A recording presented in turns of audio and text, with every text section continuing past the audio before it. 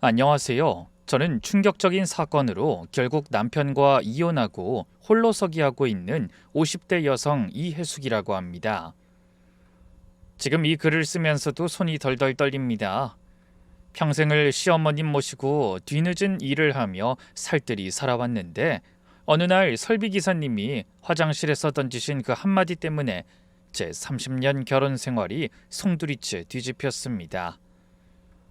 평범한 며느리이자 가죽공방 사장이었던 제가 어쩌다 이런 일을 겪게 되었는지, 그리고 어떻게 그 모든 일을 풀어냈는지 끝까지 들어주시면 감사하겠습니다. 저는 고등학교를 졸업하고 동네 빵집에서 일하다 남편과 만나 결혼했어요. 당시 저는 가진 것도 없고 그렇다고 제품끈이 긴 것도 아니었죠. 친정집도 두 분이 겨우 입에 풀칠할 만큼만 벌고 계셨고 남편은 학교 교사였기 때문에 주변에서는 제가 결혼을 잘했다며 부러워하곤 했죠. 하지만 생활을 해보니 그게 부러워할 만한 결혼은 아니었어요. 제가 가진 것이 없이 결혼했으니 남편 시댁이 하자는 대로 뭐든 해야 했죠. 그래서 결혼 후에도 시어머니와 함께 살며 시집살이도 다 견뎌야 했어요. 할 줄 아는 게 없으면 집안일이라도 잘하고 남편 내조라도 잘해야 하는 거 아니냐는 말을 들으면서 말이죠. 이 시집살이라는 게 해본 사람이라면 알 거예요. 힘들게 해도 티는 안 나고 혼나기만 하거든요. 잘해보려고 상대의 마음을 이해해보려고 해도 더 지치기만 하고, 그렇게 시어머니의 일방적인 악담을 그저 감내하며 받아들이고 남편의 무관심에도 그를 내조하기 위해 습관적으로 챙겨주는 일상이 제겐 점점 독이 되었던 것 같아요. 그렇게 살다 보니 우울증이 오더군요. 당시에 꽤 심해서 남편이 신경을 많이 썼어요. 그러다 이 집안에만 있어서 그렇다는 말을 들은 남편이 제게 해보고 싶은 게 있냐고 묻더군요. 그때 가죽 공예가 하고 싶다고 했어요. 어릴 때부터 뭔가 만드는 걸 좋아했고 그 가죽의 촉감을 아주 좋아했거든요. 그렇게 우울증에서 벗어나 제 생명을 이어나가기 위해 선택한 가죽 공예가 곧 제게 직업이 되는 건 운명이었을지도 몰라요. 아니, 힘든 일을 잊고자 시작한 일이었기에 더 절실히 매달려서 더 빨리 늘고 더 빨리 솜씨가 좋아졌던 건지도 모르죠. 그렇게 시작한 가죽공예가 입소문을 타서 나중엔 번 돈으로 작은 공방을 차렸어요. 그리고 점점 제 공방은 잘 돼갔습니다. 돈을 버는 재미도 있었어요. 그리고 그것이 결실을 맺어 결국 큰 쇼핑몰에서 제 가죽 제품을 입점시키고 싶다는 연락이 왔습니다. 안녕하세요, 사장님. 그 다름이 아니라 저희 본점에 사장님 제품을 정식 입점시키고 싶어서 연락드렸습니다. 네? 저희 제품을 본점에요? 네, 그 2달 뒤에 정식 계약 진행하면 좋겠는데 어떠세요? 저희가 지방 매장에서 사장님 제품 인기를 봤거든요. 아, 정말요? 잘 봐주셔서 감사해요. 15년을 키우신 브랜드인데 이제 본점 들어오실 때 됐죠. 잘 부탁드립니다, 사장님. 전화를 끊고 한참을 작업대 앞에서 손을 떨었어요. 15년이에요. 15년. 새벽부터 가죽 만지며 살아온 시간이 한꺼번에 보상받는 기분이었죠. 그날 저녁 식구들 다 모인 자리에서 조심스럽게 이야기를 꺼냈어요. 여보, 저 오늘 대형 쇼핑몰 본점에서 입점 제안 받았어요. 아, 그래? 잘 됐네. 2달 뒤에 정식 계약할 거예요. 수고했어.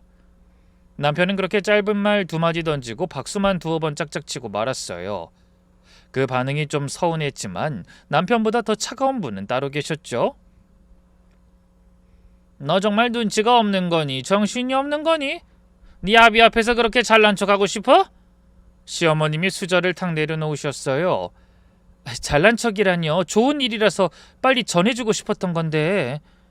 네가 그렇게 잘난 척하면 할수록 우리 아들은 뭐가 되니? 돈 번다고 유세야? 애초에 너 정신병일 때 그딴 거 손도 못 대게 했어야 해. 지금 봐라.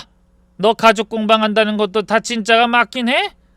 뭐 뒤로 나쁜 짓 하면서 돈 버는 건 아니고?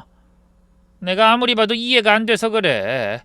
정식으로 배운 것도 없는 네가 만든 물건이 어떻게 쇼핑몰에 들어가? 시어머니는 제 우울증도 못마땅히 하셨던 분이었습니다. 그래서 우울증을 정신병이라고 부르며 저를 환자로 몰아가기 바빴죠. 정신병이라니 그게 무슨... 어머님, 제가 직접 만든 것도 이 집에 많잖아요. 그리고 나쁜 짓이라니 대체 무슨 짓을 한다는 거예요? 전 그냥 작품 만드는 게 좋은 것뿐인데. 됐어. 너 잘난 거 알겠으니 그만해라. 입맛 떨어진다. 어머님이 수저를 던지시고 안방으로 들어가 버리셨어요. 전 그저 멍하니 빈 의자만 바라봤죠.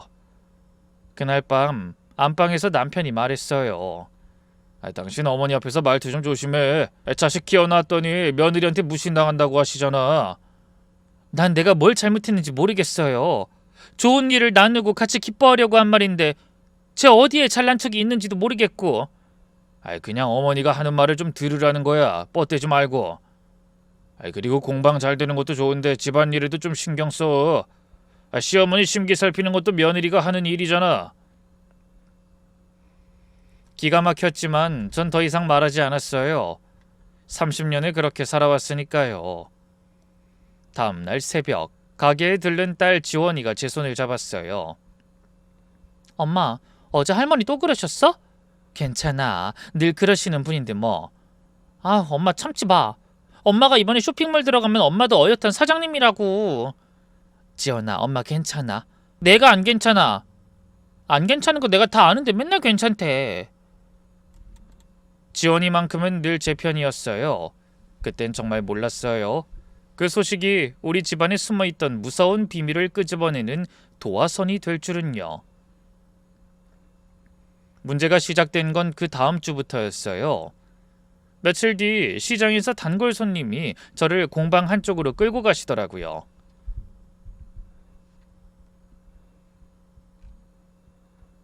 이 사장님, 제가 이런 말하기 좀 그런데요. 동네에 사장님 얘기 도는 거 아세요?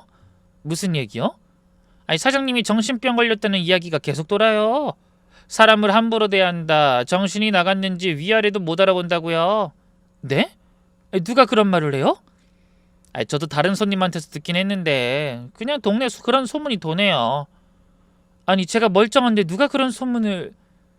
사장님 멀쩡한 거 누구보다 제가 잘 아니까 말씀드리는 거예요. 주변에 누가 이상한 말 흘리는 것 같은데 나중에 꼭 알아봐요. 저는 손이 덜덜 떨렸어요. 그날 밤 남편한테 그 얘기를 했더니요. 여보, 동네에서 내가 정신병이 있다고 소문이 돈데 이게 말이 돼? 당신이 뭔가 빌미를 줬으니까 사람들이 그러는 거 아니겠어. 평소에 좀 차분하게 행동해. 남편 말에 어이가 없고 화가 나서 확 소리쳤어요. 빌미는 무슨 빌미? 내가 뭘 어쨌는데?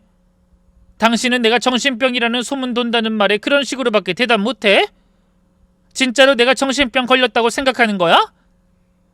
어머니 말 안 듣고 자꾸 자기 주장하니까 사람들 보기에 이상한가 보지. 그게 뭔 헛소리야. 살면서 어머님한테 대든 적 한 번도 없어. 그 악담도 다 들으면서 인내한 나한테 당신이 이런 말 하는 건 아니지.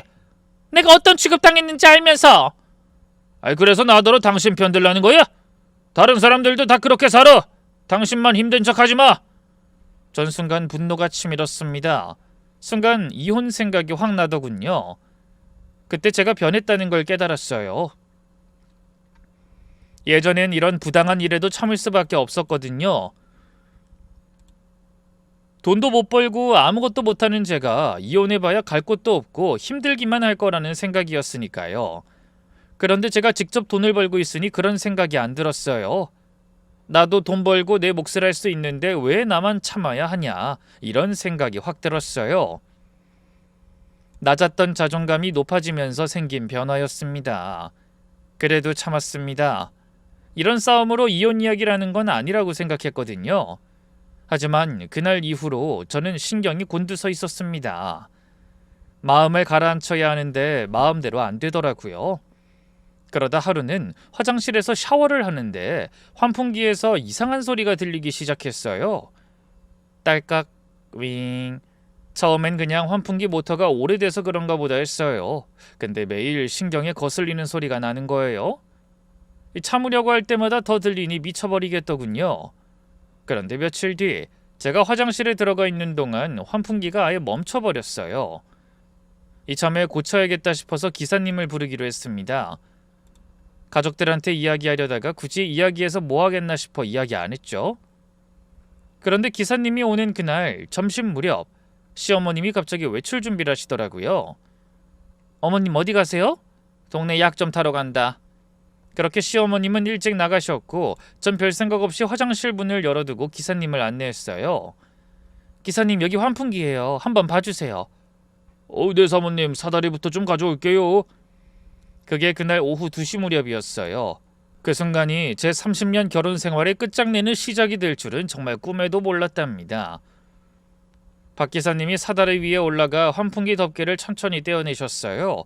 근데 갑자기 손이 멈추시는 거예요. 기사님 왜 그러세요? 기사님은 한참을 환풍기 안을 들여다보시더니 사다리 위에서 굳은 얼굴로 절 부르셨어요. 사모님 이거 좀 직접 올라와서 보셔야겠는데요. 왜요? 뭐 큰 문제라도 있어요? 대공사 해야 할 것 같아요? 그게 아니라 일단 한번 직접 보세요. 제 입으로 말씀드리기가 좀... 기사님 목소리가 너무 떨려서 저도 가슴이 쿵쾅거리더라고요.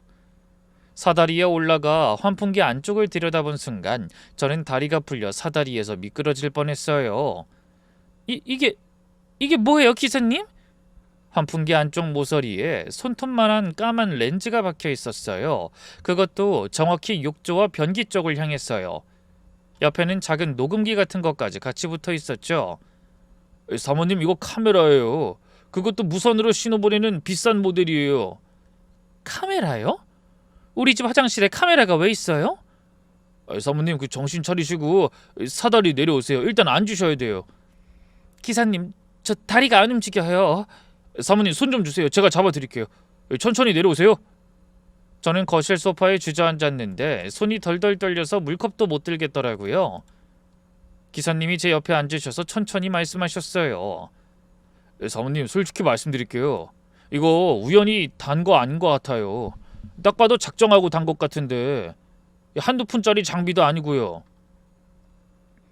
기사님 누가 이런 짓을... 저희 집에 누가 들어왔던 거예요? 사모님 이런 카메라는 함부로 못 사요. 흥신소 같은 데서 쓰는 전문 장비예요. 그리고 외부인이 단 거면 이렇게 깔끔하게 못 달아요. 시간이 급해서 엉성해지거든요. 내부 사람 도움을 받았으면 모를까. 기사님 그럼 우리 가족이... 사모님 그 한 가지만 더 말씀드릴게요. 저 솔직한 사람이라서요. 제가 봤을 때 이거 한 대만 있지는 않을 거예요. 이런 거 다는 사람들은 보통 집안 곳곳에 같이 달아요. 한 대만 다는 건 의미가 없거든요. 전 그 말을 듣자마자 일어났어요. 손이 덜덜 떨렸지만 전 가만히 앉아있을 수가 없었어요. 기사님 부탁드려요. 우리 집 좀 다 봐주세요. 진짜 다요. 제 침대 밑까지요. 사모님 알겠습니다. 천천히 다 봐드릴게요. 기사님과 저는 숨소리도 죽이고 집안 구석구석을 뒤지기 시작했어요. 처음 발견한 건 안방 화장대 거울 뒤였답니다. 거울 뒤에 작게 박혀있네요. 침대 쪽 다 찍히는 각도예요. 침대요? 그뿐만이 아니었습니다. 거실 에어컨 송풍구 안쪽에서도 하나, 옷방 천장 전등 갓 안쪽에서도 하나, 부엌 식탁 위 시계 안에서도 하나. 한 군데, 두 군데, 세 군데 발견할 때마다 제 다리가 점점 풀렸어요. 대체 이게 뭐야? 사모님 잠깐만요. 그 마지막으로 확인해야 할 게 하나 있어요. 기사님이 가장 충격적인 걸 마지막에 발견하셨어요. 제가 매일 들고 다니는 가방, 그 안주머니까지요. 여기 안주머니 안쪽에 작은 게 박혀 있어요. 제 가방에까지요? 이건 도청인가요? GPS 추적 같습니다. 사모님 외출하실 때 어디 가시는지 다 추적되는 거죠. 전 제가 매일 들고 다니던 가방을 부들부들 떨면서 쳐다봤어요. 거래처 사장님이랑 점심 먹을 때도 시장에서 장 볼 때도 한시도 안 떨어뜨리던 가방이었거든요. 기사님, 다 합쳐서 몇 개예요?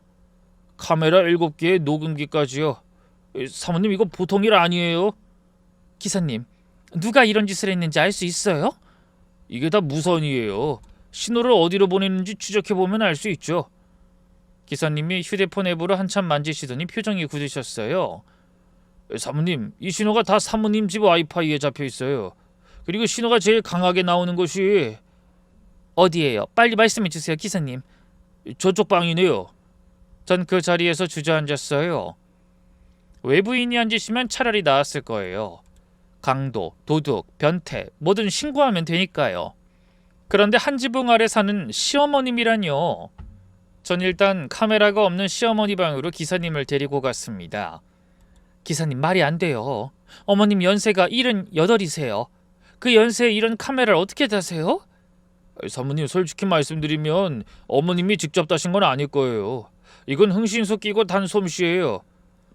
어머님이 누군가한테 부탁하셨거나 사람을 들였거나 둘 중 하나죠. 사모님, 그 집히는 사람 있으세요? 한 사람 있어요. 어머님이랑 최근에 친하게 지내시는 한영자라는 분이요. 근처에 미용실 하시는데 어머님이 매일 오후 2시면 거기 가서 2시간씩 죽치고 앉아 계세요. 머리 자르신 적은 한 번도 없는데요. 당장 경찰서에 신고하고 싶은 마음이 굴뚝 같았어요. 시어머님 머리채를 잡고 따져보고 싶기도 했고요. 근데 그렇게 하면 안 되겠다는 생각이 강하게 들었어요. 솔직히 여쭤볼게요. 지금 신고하면 어떻게 될까요? 어머님이 일단 모른다고 잡아떼시면 좀 곤란해질 수도 있어요. 뭐 카메라에 증거가 되지만 누가 달았는지는 따져봐야 하니까요. 그렇죠. 제 생각도 그래요.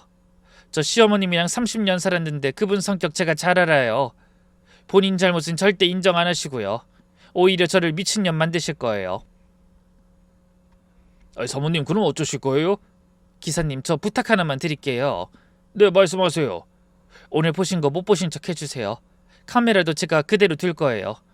기사님이 깜짝 놀라셔서 절 보셨어요. 사모님, 그러시다 사모님이 더 다치시면 어떡해요? 저 지금 폭발하면 저는 시어머님 모함하는 미친 며느리가 돼요. 우리 남편이요, 어머님 말씀이라면 무조건 믿는 사람이에요. 30년을 그러고 살았어요. 제가 시어머님을 카메라 가지고 신고했다? 그럼 어머님은 며느리가 멀쩡한 사람 모함한다고 펄펄 뛰실 거고 우리 남편은 어머님 편 들 거예요. 100%. 사모님, 그래서 어떻게 하실 거예요? 제가 모른 척하면서 진짜 누가 시켰는지 왜 이런 짓을 했는지 끝까지 알아내고 싶어요. 기사님, 나중에 제가 증인이 필요하면 그때 와주세요. 부탁드립니다. 기사님이 잠시 절 보시더니 한숨을 푹 쉬시고 알겠다고 대답해 주시더군요. 저는 기사님 손을 두 손으로 꼭 잡고 감사의 인사를 건넸습니다. 다음 날부터 저는 시어머님 동선을 살피기 시작했어요. 정확히 매일 오후 2시 어머님은 영자 미용실로 가셨어요. 2시간을 거기서 보내고 오시는데 머리는 늘 그대로였어요. 어머님 어디 다녀오세요? 영잔에 가서 차 한잔 했다. 머리 자르신 줄 알았는데 그대로네요? 파마는 다음 주에 한단다. 왜? 어디 갔다 오는 것까지 따지고 될 거냐? 아니에요, 어머님. 그냥 여쭤본 거예요. 하여간 요즘 며느리가 어른 일까지 일일이 캐묻고 다닌다. 옛날 같으면 어림도 없는 일이지. 저는 더 묻지 못했어요. 어느 날 어머님이 영자 미용실로 가신 사이 저는 청소를 핑계로 어머님 방에 들어갔어요. 화장대를 닦는 척하면서 슬쩍 침대 쪽을 봤죠. 베개 밑에 뭔가 살짝 보였어요. 작고 까만 폴더폰이었어요. 이게 뭐지? 어머님 폰은 따로 있는데. 조심스럽게 들어보니 정말 옛날 폴더폰이었어요. 그런데 자세히 보니 어디서 본 모양이더라고요. 3년 전에 돌아가신 시아버님 휴대폰이었어요. 이걸 왜 어머님이 갖고 계시지? 폰은 켜져 있었어요. 통신사 신호도 잡혀 있고요. 시아버님 돌아가신 뒤에 누가 번호를 살려서 쓰고 있다는 뜻이었죠. 저는 손대지 않고 그대로 베개 밑에 두고 나왔어요. 그날 저녁이었어요. 청소를 하는 척하면서 안방 쪽으로 귀를 기울이고 있는데 시어머님 통화 소리가 문틈으로 새어나오는 거예요. 저는 순간 핸드폰으로 녹음을 했습니다. 영자야, 2달 안에 끝내야 해. 쇼핑몰 계약 전에 그년 정신병이나 외도로 이혼시켜야 너희 딸이 들어올 자리가 생기지. 근데 괜찮은 건수가 안 잡히네. 분명히 그 돈을 공방만으로는 안 벌었을 거야. 쟤깝게 뭐라고 그 큰 돈을 벌어봐? 분명히 나쁜 짓 하는 것 같은데. 집에 설치한 카메라에 전화 내용 같은 것도 걸릴 법한데 하나도 없어. 위치 추적기 달아놔도 집 공방뿐이고 가방을 놔두고 다니나? 시어머님의 그 말에 저는 순간적으로 숨이 막히는 기분이 들었습니다. 저를 이혼시키겠다는 그 말이 대체 무슨 말인지 이해가 안 되더군요. 게다가 카메라를 달아놓은 것도 아예 저를 믿지 못해서였어요. 제가 나쁜 짓으로 돈을 벌었다고 생각하고 제 정신병 병력을 뒷받침할 영상이나 외도를 증명할 건수를 잡으려고 혈안이 되어 있었습니다. 우리 태웅이? 어미 말이라면 무조건이야. 걱정 안 해도 돼. 그년만 사라지면 네 딸은 내가 책임지고 내 며느리 만들어줄게. 내가 무슨 수를 써서라도 전년 내보낼 테니까 고쳐 정신 나간 년 안 봐도 된다고 생각하니 속이 편해. 전 그 자리에서 다리에 힘이 풀려 손에 쥐고 있던 청소기를 놓쳤어요. 청소기가 쓰러지는 소리에 어머님이 호통을 치시더군요. 누구야? 어머님 저예요. 청소하다가 청소기 떨어뜨렸어요. 청소를 발로 하니 정신 안 차려? 네 어머님 죄송해요. 하여간 마음에 드는 구석이 하나도 없어. 저는 그날 밤 이불을 푹 덮어쓰고 소리 죽여 울었습니다. 이 집안 곳곳에 카메라가 있다는 걸 알고는 어디서도 마음 편히 울 수도 없었으니까요. 시어머니가 저를 미워한다는 건 알았어요. 근데 그 속마음을 직접 듣는 것과 듣지 않는 건 차이가 컸어요. 게다가 제게 족쇄처럼 카메라와 위치 추적기를 단 사람이었죠. 생각할수록 분노가 차오르고 용서가 되지 않았어요. 도저히 혼자 견딜 수가 없었어요. 다음 날 친정 언니한테 전화를 걸었어요. 언니, 나 이혼 생각 중이야. 뭐? 너 무슨 일 있어? 아니, 나 잘 생각했어. 그 집구석 버려도 괜찮지. 근데 그렇게 우울증 걸려서 힘들 때도 이혼은 안 된다더니 갑자기 이혼하겠다는 이유가 뭐야? 어제 우리 집 화장실 환풍구가 고장나서 기사님 불렀거든. 근데 거기서 카메라가 나왔어. 더 놀라운 건 침실부터 거실, 부엌까지 카메라가 7대나 있어. 그거 단 사람은 시어머니고. 뭐? 이 미친 할망구가 진짜. 내가 너 시집 보낼 때부터 그 양반 이상하다고 했어. 갓 22살 된 애 데려가면서 꼬장이나 부리더니 너 감시한 거지? 진정해 언니. 아니 진정이 되겠냐 이게. 시어머니가 며느리 방에 카메라를 달았다는데 그게 사람이야 짐승이야? 그치? 근데 그게 끝이 아니더라고. 시어머니가 남편이랑 나 이혼시키려고 그거 달고 내 가방에 위치 추적기도 붙여놨더라. 카메라로 내가 정신병이 있다는 증거나 내가 외도를 하고 있다는 증거를 찾고 싶었나 봐. 미친. 안 그래도 내가 너한테 이야기해 주려고 벼르고 있었는데 너 정신병 관련된 이야기 어디서 나온 건 줄 알아? 언니 알아? 영자 아줌마네 미용실이잖아. 우리 가게 단골이 어제도 거기 갔다 와서 나한테 그러더라고. 언니네 동생 정신병이라던데 사실이에요. 저기 영자 아줌마가 그러던데 라고 하더라고. 내가 그 미용실 가서 욕을 한 바가지 했어. 그 양반한테. 아, 이해가 되네.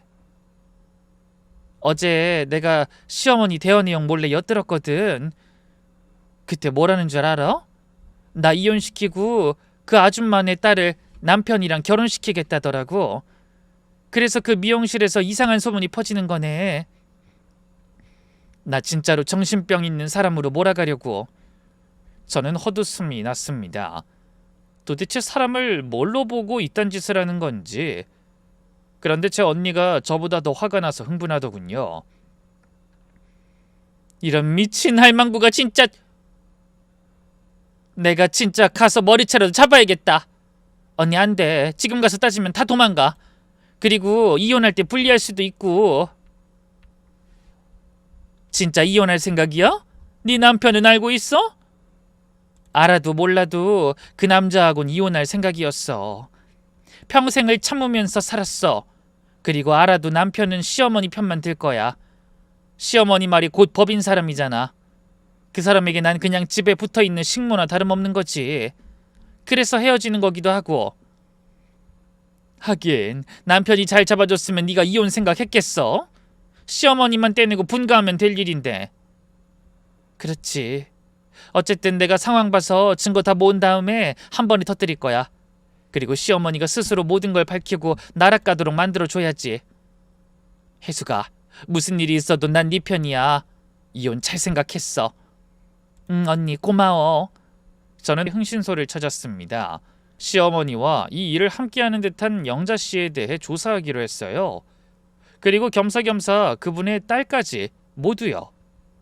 그렇게 맡겨둔 지 며칠 만에 연락이 왔습니다.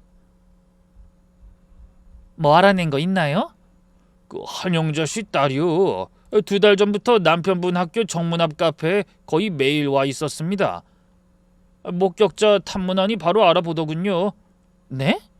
그것뿐만이 아닙니다. 학교 근처 식당에서 의뢰인의 시어머니랑 그 한영자 씨 그리고 한영자 씨 따님 이렇게 셋이서 자주 밥 먹는다고 하더군요.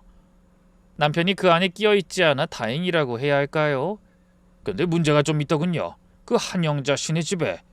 그게 무슨 말인가요? 한영자 씨 따님이 이혼을 2번이나 했던데요. 그걸 혹시 그 시어머니가 아십니까? 그 알면 귀한 아들이랑 엮어줄 생각은 못했을 텐데요. 게다가 빚도 꽤 있는 모양이고요. 이혼을 2번이나 했다고요? 전 너무 놀라 반문했습니다. 그렇다면 정말 의아한 일이 아닐 수가 없어요. 저도 그렇게 마음에 들어하지 않았던 시어머니입니다. 제가 아무리 못나도 이혼을 2번이나 한 여자보다 더 싫었다는 게 납득이 안 갔어요. 알고도 그 여자랑 재혼을 시키려는 건지 모르고 재혼을 시키려는 건진 감이 안 오더군요. 네, 모르셨나 보네요. 하긴 뭐 철저하게 숨기긴 했는데 조사하는 사람 눈을 속이진 못하죠. 그리고 첫 번째 이혼은 남편 몰래 도박 빚져서 생긴 것 같고 그 2번째 이혼은 시댁돈에 손을 댄 모양입니다. 그래서 아직도 위자료 소송 중이고요. 아주 골고루 사고를 쳤던 여성분이더군요. 시어머니가 이 사실을 모르고 있길 바랬습니다. 이 사실을 몰라야 나중에 땅을 치고 후회할 테니까요. 찝찝한 마음으로 집에 온 저는 다음 날 어머님이 미용실로 가신 그 2시간을 노렸어요. 어머님 방에는 카메라가 설치되어 있지 않았으니 마음 편히 어머님 방에 들어가 베개 및 폴더폰을 꺼냈죠. 다행히 폰은 비밀번호가 설정되어 있었습니다. 곰곰이 생각하다가 시아버님 기일을 입력해봤어요. 한 번에 풀리더군요. 정말 다행이라 생각하며 폰을 확인했습니다. 시아버님 폴더폰 안에는 어머님과 한영자의 카톡이 잔뜩 쌓여 있었어요. 손이 너무 떨려서 하나하나 읽기도 힘들었어요. 언니, 우리 미영이 참하지? 언니 며느리감으로 딱이지? 걔가 요리도 살림도 수준급이야. 결혼 안 하고 혼자 오래 살아서 그런지 참 잘하더라고. 언니네 그 며느리랑은 차원이 달라. 나는 많은 거 안 바란다. 우리 아들 내조만 잘하면 돼. 살림만 잘하면 되고. 돈은 벌어서 뭐하니? 여자가 돈 벌어봐야 우리 아들 스트레스만 받아. 맞아. 여자는 고분고분해야지. 우리 딸 선택한 건 절대 후회 안 할 거야. 언니 정말 고마워. 우리 미영이 잘 봐줘서. 미영이 같은 애가 우리 집에 들어와야지. 꼴에 돈 번답시고 아들 시댁 무시하는 년은 내가 용납 못해. 그년 나가고 나면 그년이 가지고 있던 공방 임대료는 우리 둘이 반반 나누자. 모든 걸 알고 보는데도 충격을 받는 건 어쩔 수 없었어요. 제가 들었던 모든 게 환청이 아니라 진실이라는 증거가 떡하니 있었고요.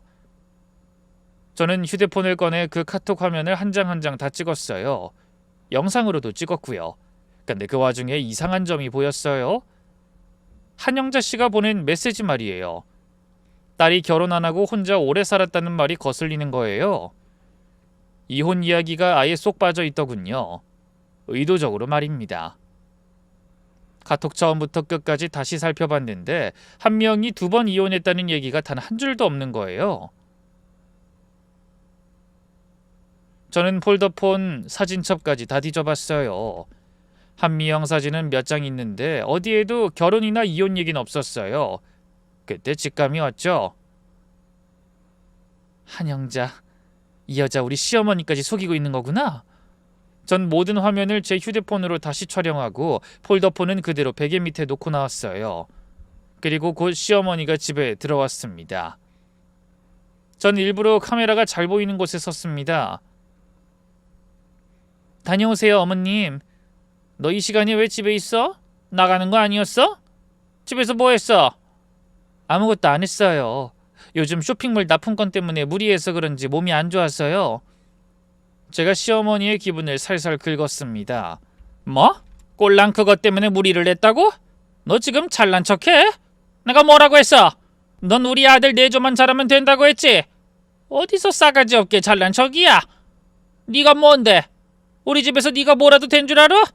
내가 아무 말 안 하고 가만히 있으니까 아주 쉽지? 어디 한번 더 힘들게 해줘봐? 힘들어서 공방에도 못 나가게 해줄까? 아이, 어머님 그게 무슨 잘난 척이라뇨. 전 그런 적 없고 정말 몸이 안 좋아서. 저는 거기서 더 긁었습니다. 시어머니가 나쁜 말과 행동을 하도록 말이죠. 정신병에 걸린 년을 안 내치고 받아줬더니 아주 이젠 어른을 개떡같이 취급해? 이 망할 년이. 니깎게 뭔데 우리 아들 앞길을 막아? 우리 아들 심기를 건드리냐고? 두고 봐라. 누가 포기하는지. 어? 제 의도대로 시어머니는 아주 막말을 퍼부었습니다. 여기서는 쓰지도 못할 욕들도 찰지게 하셨죠. 전 속으로 웃으며 겉으론 억울하다는 표정을 지었습니다. 그리고 곧 제 방으로 들어갔습니다. 시어머니가 화를 냈지만 이젠 제게 어떤 영향도 주지 못했습니다. 그리고 오후 4시쯤 저는 장보러 나간다며 나왔습니다. 그날이 시아버지 기일이었거든요. 제 어깨에서는 시어머니가 위치 추적 장치를 달아놓은 가방이 매여 있었습니다. 집에서 나온 저는 남편에게 전화를 했어요. 당신 오늘 일 마치고 내가 주소 보낸 호텔로 와. 할 이야기 있어. 집에서 보면 되지 무슨 호텔이야. 둘만 이야기 좀 하자고. 중요한 이야기니까. 어머님한텐 말하지 말고. 그렇게 말하고 전 호텔로 향했습니다.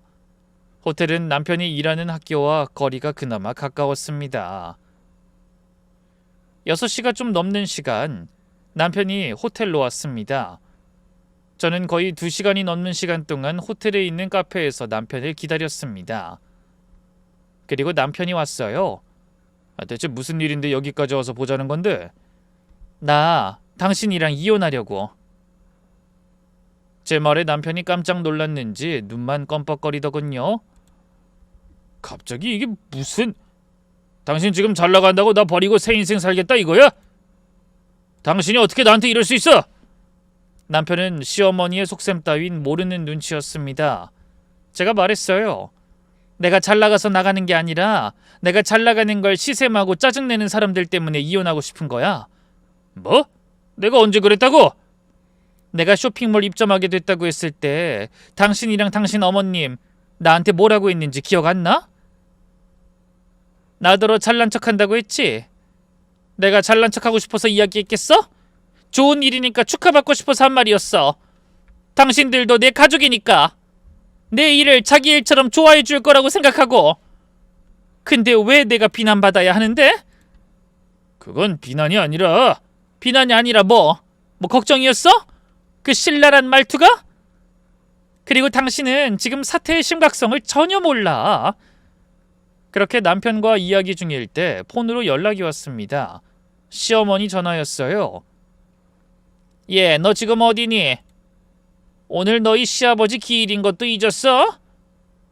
잠깐 밖에 나와 있어서요. 금방 들어갈게요. 저는 전화를 끊고 남편에게 말했습니다. 내가 이혼하고 싶은 이유 보여줄 테니까 같이 집에 가. 근데 그 전에 잠깐 확인할 게 있어. 저는 카페 카운터로 가서 카페 내부의 CCTV 영상을 확인해보고 싶다고 했습니다. 그리고 남편에게 제가 이 카페에서 2시간 넘게 기다렸다는 걸 두 눈으로 확인시켜줬죠. 그리고 사장과 직원에게도 확인을 받았어요. 제가 이 카페에서 계속 있었다는 사실을요. 그 뒤에 저는 남편과 함께 집으로 향했습니다. 남편은 가는 내내 제가 이게 대체 무슨 일이냐며 묻더군요. 저는 남편에게 말했어요. 내가 왜 이혼하고 싶은 건지 알려준다고. 조용히 따라와서 아무 말하지 말고 그냥 듣고 있어. 시아버지 기일은 20명 남짓한 시댁 친척들이 우리 집에 다 모이는 큰 자리였습니다. 시동생 부부, 시누이들, 큰집, 작은집 다요. 그런데 이번엔 외부인이 끼어 있더군요. 바로 한영자 씨와 그녀의 딸이었습니다. 저는 속으로 쾌재를 불렀어요. 두 사람이 알아서 나타나 주신다니 이보다 더 좋은 무대가 어디 있겠어요? 야, 이 뻔뻔한 게 여기가 어디라고 기어들어와? 너 밖에서 네가 뭐하고 오는지 내가 모를 줄 알아? 이 걸레 같은 년이. 남편이 나서려는 걸 제가 말리고 말했습니다. 걸레라니 그게 무슨 말이세요? 제가 뭘 했다고요? 시어머니는 그제야 제 뒤에 있던 남편의 얼굴을 확인하고 환하게 웃었습니다. 그러더니 곧 인상을 팍 쓰고는 남편에게 말했습니다. 아범아, 너 네 마누라가 요새 뭐하고 다니는지 알긴 하니? 얘 공방에서 돈 벌었다는 거 싹 다 거짓말이야. 뒤로 나쁜 짓 하면서 돈 벌었더라. 어쩐지 저렇게 모자란 게 돈을 많이 가져온다고 했어. 나쁜 짓을 하니 그렇지. 어머니, 그게 무슨 말이에요? 나쁜 짓이라뇨? 전 하늘에 맹세코 절대로 나쁜 짓 한 적 없습니다. 그리고 나쁜 짓이라는 게 도대체 뭔데요?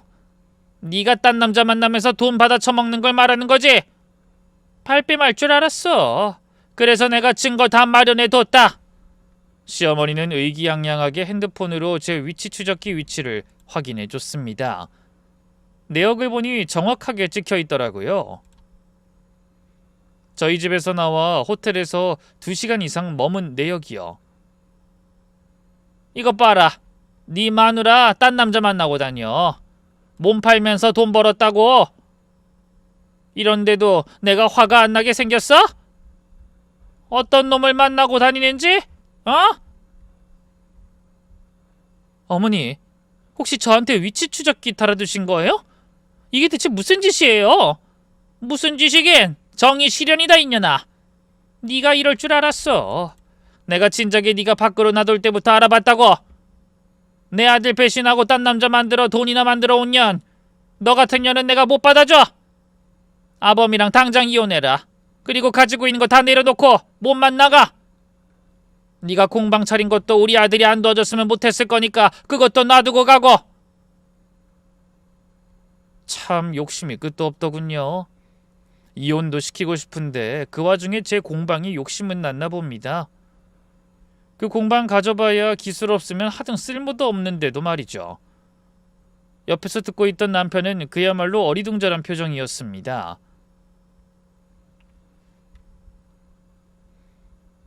어머니, 이게 다 무슨 말이에요? 딴 남자라고요? 이혼은 또 무슨... 말 그대로야. 내가 그전부터 전현하는 짓이 수상해서 이것저것 시도했었지. 근데 이번에 딱 걸렸잖아. 그것도 시아버지 기일에 호텔에서 딴 남자나 만나고 있었다니. 아들아, 저런 년은 버리고 다른 참한 여자랑 재혼을 해라. 내가 괜찮은 여자 알아놨어. 봐라, 영자네 딸이 아주 착하고 순종적이라 내 마음에 쏙 들어. 그때 한영자 씨가 추임새처럼 말을 하더군요. 아유, 형님, 그런 말을 이럴 때 하면 어떡해요. 우리 딸이 아무리 탐이 나도 그렇지 이혼은 시켜놓고 결혼 이야기를 해야 할 거 아니에요. 그래, 그래서 너 부른 거 아니냐. 오늘 당장이라도 내가 인연을 내보내고 네 딸 내 며느리 삼으려고. 한영자 씨 얼굴에 한발웃음이 피어오르더군요. 게다가 그 옆에 서 있던 한영자 씨 딸도 되지도 않은 수줍은 미소를 짓고요. 다 늙어서 짓는 미소라고 해봐야 그게 얼마나 예쁘겠냐마는. 갑작스러운 일에 친지들이 모두 놀란 눈치였습니다. 이게 다 무슨 일이에요? 갑자기 이혼이라니. 사람들 다 모아두고. 다들 모였을 때 이야기하는 게 나을 것 같아서 그랬지. 증거도 떡하니 나왔고. 난 애매모호한 거 딱 질색인 사람이야. 잘못을 했으면 벌을 받고 착한 일 했으면 상을 받는 거지. 시어머니는 그렇게 이야기하며 절 째려보며 말했습니다. 전혀는 잘못을 했으니 우리 집에서 나가는 게 맞지. 친척들이 곤란한 표정을 짓기 시작했습니다. 친척 기일에 와서 이런 일을 당할 줄은 몰랐던 거죠. 불편한 기색이 역력했습니다. 그때 남편이 어머님 옆에서 표정이 점점 굳기 시작했어요. 어머니, 이게 다 무슨 말씀이세요? 태용아, 넌 잠자코 있어. 어미가 다 알아서 할게. 네 앞길은 이 어미가 다 깨끗하게 정리해주마. 저런 여자는 애초에 정리했었어야 했어. 아니, 정리를 하고 말고 저 호텔부터 말이 안 되는데. 네가 네 와이프 믿고 싶은 그 마음 나도 잘 안다. 네가 얼마나 착한 앤데. 아이, 그래도 전혀는 이미 끝났어. 나한테 들킨 순간 끝난 거라고. 아니 어머니, 그게 아니라 와이프는 오후 4시쯤 넘은 시간부터 혼자 카페에서 저 기다리고 있었다고요. 6시쯤 넘어서 와이프 만나서 이야기하고 지금 오는 길인데 이게 무슨... 너 일이 6시에 끝나는데 왜 일찍 가서 기다렸겠어? 너 오는 동안 딴 남자 만나고 있었을 거야. 남편이 당황한 듯 절 보더니 한숨을 팍 쉬더군요. 아니, 제가 와이프가 혼자 카페에 계속 앉아있는 걸 보고 왔으니까 하는 말이잖아요. 제가 CCTV 다 돌려봤어요. 시어머니가 순간 그 말을 이해하지 못하더군요. 그게 무슨 말이야? 카페에 있는 걸 다 봤다고? 전 그 순간 일어났어요. 식탁 앞에서 뒀던 제 노트북 쪽으로 걸어갔어요. 여보, 그리고 친척분들, 오늘 제가 영상 한 편 같이 보여드리고 싶네요. 제가 노트북을 켰습니다. 그리고 나온 첫 번째 영상은요, 우리 집 화장실 환풍기 안쪽에 욕조 쪽을 향해 박혀있는 카메라 렌즈 클로즈업이었어요. 제가 화장실 환풍기 때문에 기사님을 부른 그날 영상이 집 TV로 송출되도록 해달라고 부탁드렸거든요. 영상기기 전문가가 와서 해놓고 갔었죠. 이게 뭡니까, 형수님? 시동생이 깜짝 놀라서 물었어요. 우리 집 화장실 환풍기 안에 박혀있던 카메라예요. 그리고 저희 옷방에도, 거실에도, 부부가 쓰는 방에도 이거랑 똑같은 거 7개가 더 있었어요. 카메라요? 화장실에 카메라가 왜 있어요? 그러게요. 누가 달았을까요? 전 아닌데 남편도 아닌 것 같고. 친척들이 와글와글 술렁였어요. 시어머님 얼굴이 새파래지셨고요. 이게 다 뭐야? 당장 한 거? 어머님, 잠깐만 더 보세요. 제가 다음 영상을 틀었어요. 시어머님이 안방에서 폴더폰으로 통화하시는 음성이었어요. 우리 태용이? 어미 말이라면 무조건이야. 걱정 안 해도 돼. 그년만 사라지면 네 딸은 내가 책임지고 내 며느리 만들어줄게. 내가 무슨 수를 써서라도 전혀 내보낼 테니까 곧 저 정신 나간 년 안 봐도 된다고 생각하니 속이 편해. 거실이 쩍 갈라지는 것처럼 조용해졌어요. 친척 30명이 돌처럼 굳어버렸죠. 한영자 씨가 자신의 딸을 데리고 슬그머니 자리에서 일어나려고 했고요. 한영자 씨, 어디 가세요? 저는... 앉아 계세요. 영상 더 있는데요. 시어머님이 벌떡 일어나서 TV로 달려들었습니다. 하지만 나오는 걸 막을 순 없었죠. 아니야, 조작이다. 저 미친년이 조작했다. 어머니가 카톡으로 이렇게 보내신 것까지 다 있어요. 좀 보세요. 제가 다음 화면으로 넘겼어요. 시어머님과 한영자의 카톡이 큼지막하게 떴어요. 미영이 같은 애가 우리 집에 들어와야지. 꼴에 돈 번답시고 아들 시댁 무시하는 년은 내가 용납 못해. 그년 나가고 나면 그년이 가지고 있던 공방 임대료는 우리 둘이 반반 나누자. 작은 어머님이 손으로 입을 가리시고 경악한 듯 물었습니다. 형님 진짜 이러셨어요? 질부한테? 대체 질부가 뭘 잘못했다고? 질부가 형님 모시느라 고생을 얼마나 했는데요. 아니야, 이거 다 거짓말이야. 저 년이 나 모함하는 거잖아. 그리고 며느리 내 마음에 드는 사람으로 바꾸는 게 뭐가 나쁜 거야? 누가 봐도 영자 딸이 훨씬 나은데. 시어머니 그 말에 제가 웃으며 한영자 씨와 그녀의 딸을 보며 화면을 다시 한번 넘겼습니다. 흥신소에서 조사한 한미영의 2번의 이혼 판결문 사본과 위자료 청구 소송 자료가 떴어요. 친척들이 모두 헉하며 놀라더군요.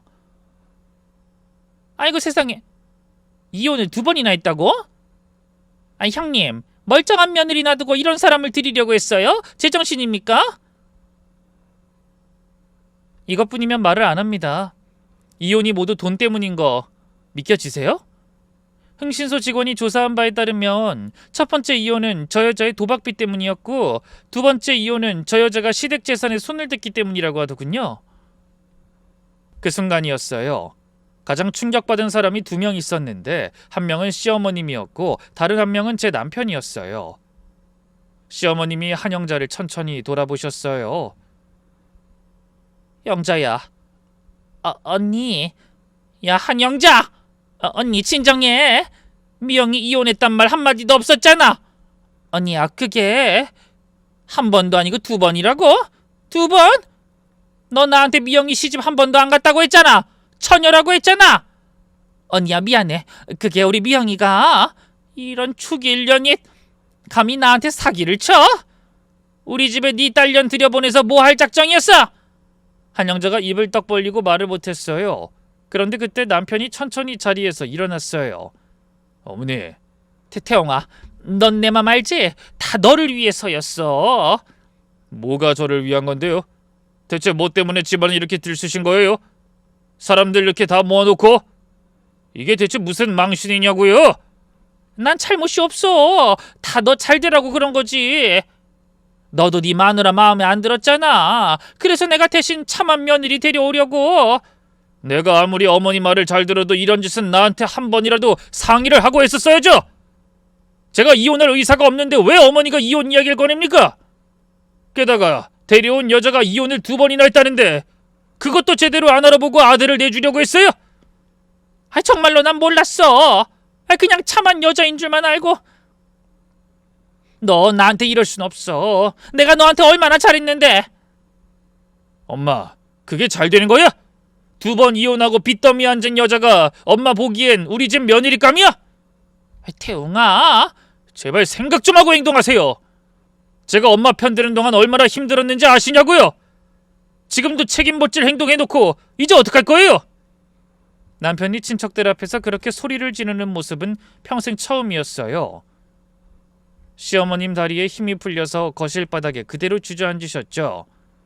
태웅아, 어미가 그게 이래서 와이프가 나한테 이혼하자고 하는 거잖아요. 엄마 때문에. 제가 이혼 안 하겠다고 해도 이 정도면 빼도 박도 못하고 이혼 당해야 돼요, 제가.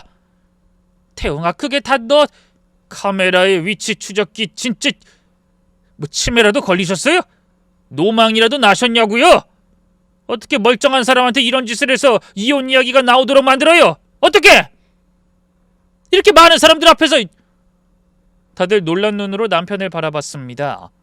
순하고 엄마만 생각하던 아들이었거든요. 이렇게 시어머니에게 소리치는 건 한 번도 본 적이 없었죠. 남편이 절 바라보더니 마른 세수를 하고는 말했습니다. 당신 이거 다 알고 있었지? 그래서 호텔 커피숍에서 나더러 CCTV 보라고 간 거잖아. 맞아, 다 알았어. 알고서 그렇게 한 거야. 당신 호텔로 부른 것도 일부러 그런 거고. 저 봐라. 저 년이 나쁜 년이야. 난 속아 넘어간 것밖에 없어. 어머님, 그런다고 사람을 몰래 촬영하고 위치 추적기까지 붙인 죄가 사라지진 않죠. 게다가 어머님이 저한테 행한 폭언들 모조리 녹화되어 있던 건 아시죠? 제가 그렇게 말하자 시어머니 표정이 당황스럽게 변하기 시작했습니다. 전 남편에게 말했습니다. 내가 호텔에 있으면 당신 어머니가 날 부를 것 같았거든. 그리고 나를 외도한 사람으로 몰았겠지. 근데 내가 당해줄 필요가 뭐가 있어? 여태까지 무시당하면서 살았으면 됐잖아. 당신이랑 시어머니 밑에서 쥐죽은데 살았으면 됐잖아. 근데 여태 인내하고 감내한 날 쫓아내려고 했어. 내 행실을 트집 잡아서. 정신병, 외도 이런 걸로 날 이혼시키려고. 당신 같으면 가만히 있었겠어? 제 말이 너무도 일리가 있었는지 남편이 아무 말도 못하더군요. 평생 어머님 편들면서 날 나쁜 년 취급한 건 당신이야. 어머님도 나한테 잘못했지만 그 못지않게 당신도 날 끊임없이 실망시켰어. 여보, 내가 어떻게든 다 수습할 테니까 이혼은 없던 일로 하자. 일단 분가부터 하고. 어머니랑도 거리를 두면. 내가 왜? 왜 참아야 하는데? 일 안 하고 집안일만 할 때는 돈 먹는 식충이라고 욕하고, 일 시작하고 돈 버니 잘난 척 그만하라고 남편 기죽인다고 난리. 대체 어떤 장단에 맞추라는 거야? 참으라는 게 아니라 이번만 용서하면 난 용서할 생각 없어. 그리고 친척들 앞에서 날 걸레 같은 년이라고 모욕한 것도 잊을 수 없고. 그러니까 내 맘 돌릴 생각하지 말고 도장이나 찍어. 난 두 번 다시 이런 정신 나간 집구석이랑 상종할 생각 없어. 남편은 제 마음을 돌리지 못할 거라는 걸 직감했는지 인상을 팍 쓰더군요. 그렇게 남편과 이혼하고 저는 제 삶을 찾아 집을 떠나왔습니다. 남편과는 협의 이혼했습니다. 소송을 가면 남편이 너무 불리해진다고 생각했나 보더라고요. 재산을 떼어줄 테니 협의 이혼으로 처리하자고 하더군요. 그렇게 돈을 받고 이혼을 해줬습니다. 시어머니는 동네 통장직 부녀의 활동 다 박탈되셨답니다. 한영자 씨의 미용실은 몇 달도 안 돼 폐업했어요.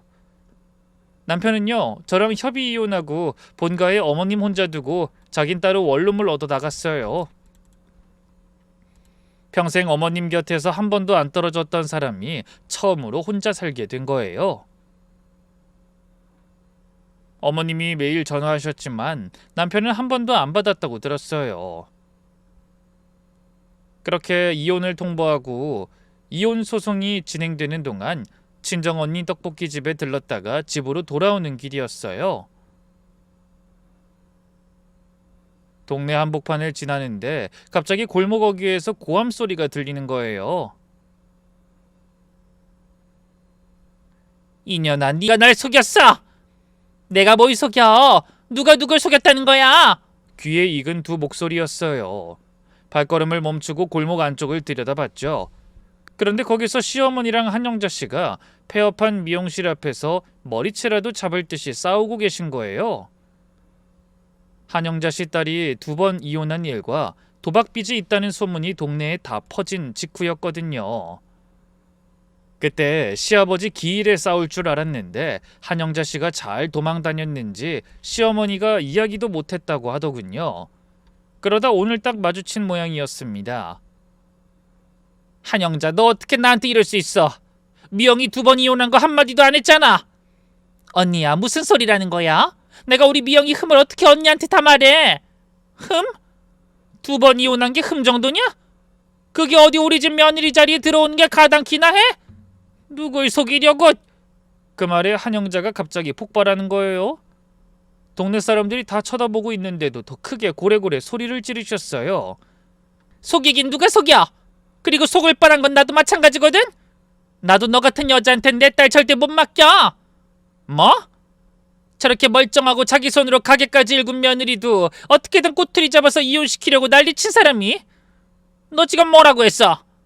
내 딸한테는 안 그러겠냐고? 종년 부려먹듯 하다가 또 무슨 짓을 할 줄 알고? 너 같은 사람한텐 내 딸 못 줘. 죽었다 깨어나도 못 줘. 이혼 2번 한 게 뭐가 흠이야? 당신 같은 시어머니 둔 아들이 흠이지. 이 년이? 동네 사람들 다 보셔. 이 여자가 어떤 여잔지. 멀쩡한 며느리 이혼시키려고 화장실에 카메라 달고 위치 추적기 달았던 여자가 이 사람이야? 이런 여자한테 누가 자기 딸을 보내? 어? 야! 우리 딸이 당신 같은 시어머니 둔 아들보다 훨 나아. 알겠어? 골목골목에서 동네 분들이 다 쏟아져 나오셨어요. 시어머님이 그 자리에서 얼굴이 새하얗게 질리셨죠. 저는 골목 모퉁이에서 그 광경을 끝까지 다 지켜봤어요.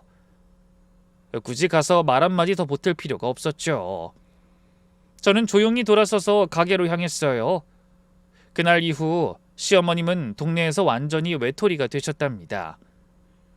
평생 통장 부녀회장 하시면서 떵떵거리셨던 분이 시장에 가시면 채소도 잘 안 팔아주신다고 하더라고요. 동네에서 시어머님이 멀리서 보이면 동네 분들이 슬그머니 다른 길로 돌아가신대요. 저는 쇼핑몰 본점 매장을 2곳 운영하게 됐어요. 위자료랑 손해배상으로 받은 돈으로 공방도 2배로 키웠고요. 딸 지원이랑 같이 살게 되었답니다. 친정언니도 매주 떡볶이 한 보따리 들고 놀러와요. 혜수가, 너 요즘 얼굴 좋다? 진짜 좋아 보여. 언니, 다 언니 덕분이야. 무슨 소리, 네가 다 한 거지. 네가 끝까지 안 가고 그냥 묻어버렸으면 어떻게 됐을지 생각만 해도 끔찍하다. 지난 30년이 한꺼번에 떠올라서 잠깐 눈물이 났지만 금방 닦아냈어요. 오랜 기간 있어서 정이라도 들었을까 싶었는데 정보다는 서름이 더 많았는지 속이 시원하더라고요. 세상에 뿌린 대로 거둔다는 말이 있죠. 시어머님은 30년 동안 며느리를 미워하는 마음을 뿌리셨고 결국 동네 한복판에서 외면받는 자리를 거두셨어요. 저는 30년을 묵묵히 견뎌내며 살았고 결국 성공스럽게 홀로 설 수 있었고요. 여러분, 누구든 자기 인생을 지키는 일은 결국 자기 자신밖에 못합니다. 참고만 살면 안 돼요. 의심이 들면 끝까지 들여다보시고 진실 앞에서는 절대 물러서지 마세요.